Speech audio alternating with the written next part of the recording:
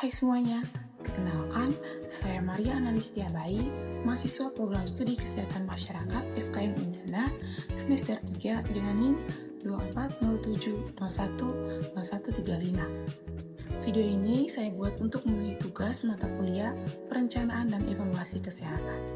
Pada kesempatan kali ini, saya akan membahas topik perencanaan program kesehatan masyarakat.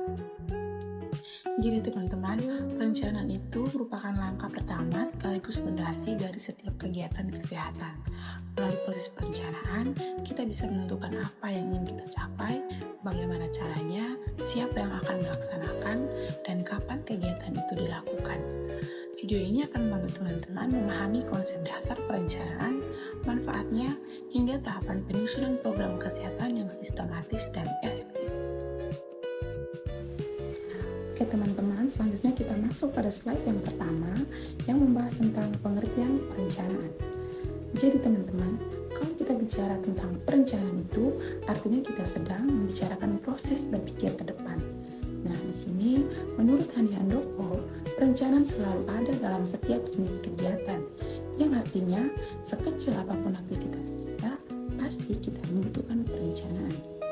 Misalnya, dalam konteks kesehatan masyarakat, perencanaan itu dibutuhkan untuk menentukan langkah terbaik dalam meningkatkan derajat kesehatan masyarakat.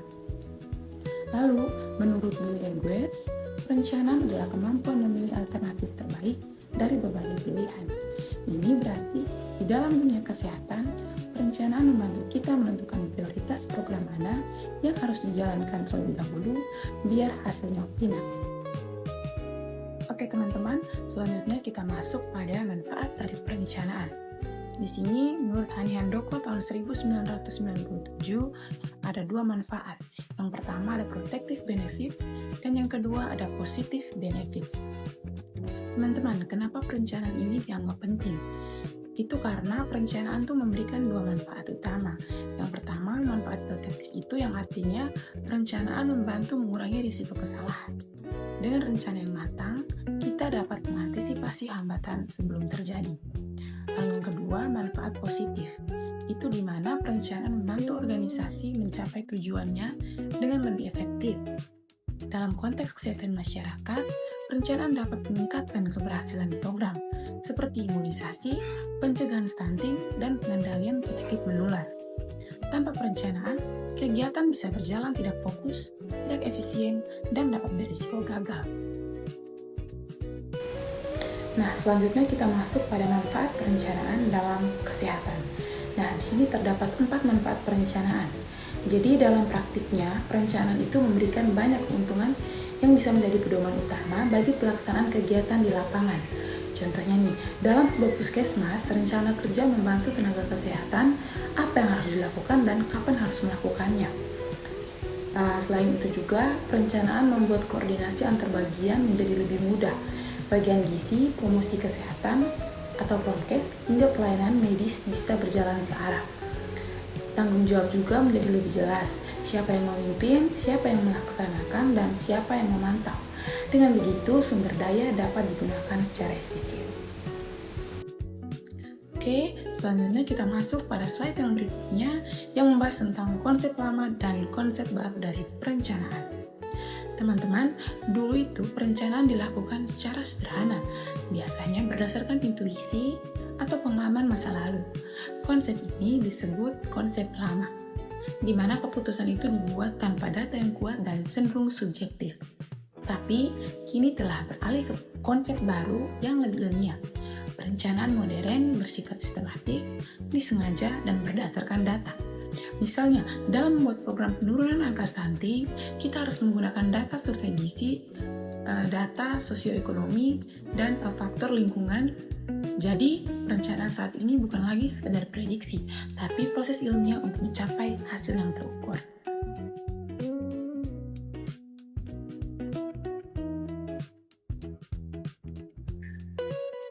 Oke, selanjutnya kita masuk pada faktor keberhasilan perencanaan.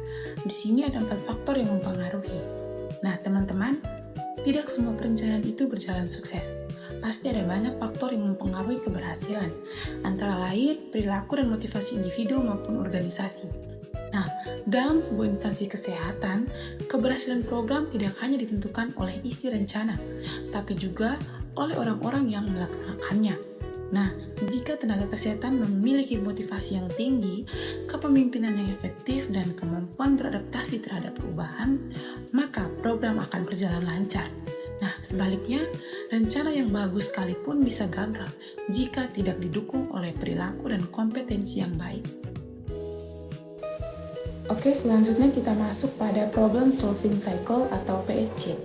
Nah, teman-teman, dalam konteks perencanaan program kesehatan itu digunakan pendekatan yang disebut Problem Solving Cycle atau PSC. Ini itu merupakan suatu siklus berpikir sistematis untuk memecahkan masalah kesehatan masyarakat. Nah, PSC ini tidak hanya membantu kita dalam memahami masalah, tapi juga menentukan prioritas dan merancang solusi terbaik. Nah, melalui pendekatan ini, perencanaan kesehatan itu dapat membuat peta jalan yang jelas dalam penyusunan dan pelaksanaan program. Next, kita masuk pada slide yang berikutnya, tahapan dalam Problem Solving Cycle atau PSC. Nah, teman-teman, siklus pemecahan masalah ini terdiri dari 9 tahap. Tahap yang pertama itu ada analisis situasi, di mana kita mengumpulkan data dan memahami kondisi kesehatan masyarakat. Tahap ini itu membantu kita mengetahui di mana masalah terbesar yang terjadi. Kemudian dilakukan identifikasi dan penetapan prioritas masalah.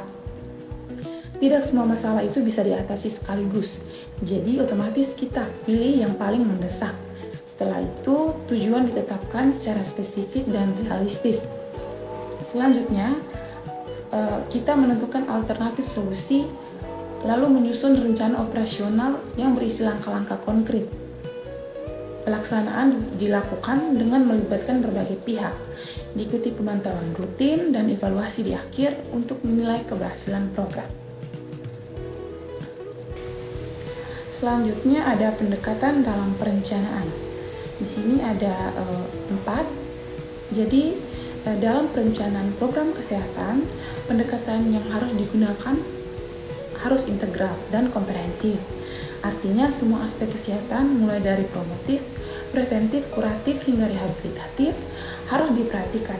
Nah, selain itu kolaborasi lintas sektor menjadi kunci penting. Nah, masalah kesehatan ini seringkali terkait dengan ekonomi, pendidikan, dan lingkungan. Nah, oleh karena itu kerjasama antar instansi dan masyarakat sangat dibutuhkan agar program ini dapat berjalan secara berkelanjutan. Yang terakhir ada kesimpulan. Nah, teman-teman, sebagai penutup kita bisa simpulkan bahwa perencanaan ini merupakan langkah paling penting dalam setiap program kesehatan masyarakat. Melalui proses yang sistematis, berbasis data, dan melibatkan berbagai pihak, perencanaan membantu kita mencapai tujuan kesehatan yang lebih besar. Ingat, perencanaan yang baik bukan hanya tentang menulis rencana di atas kertas, tapi tentang memahami masalah dan menyiapkan solusi yang realistis. Karena pada akhirnya, perencanaan yang baik adalah setengah dari keberhasilan. Terima kasih sudah menonton video ini sampai selesai. Semoga penjelasan dari saya tadi dapat bermanfaat dan menambah pemahaman kita tentang pentingnya perencanaan dalam bidang kesehatan masyarakat. Nah, teman-teman, jangan lupa untuk terus belajar dan berkontribusi dalam meningkatkan derajat kesehatan masyarakat di sekitar kita. Sampai jumpa. Sampai jumpa.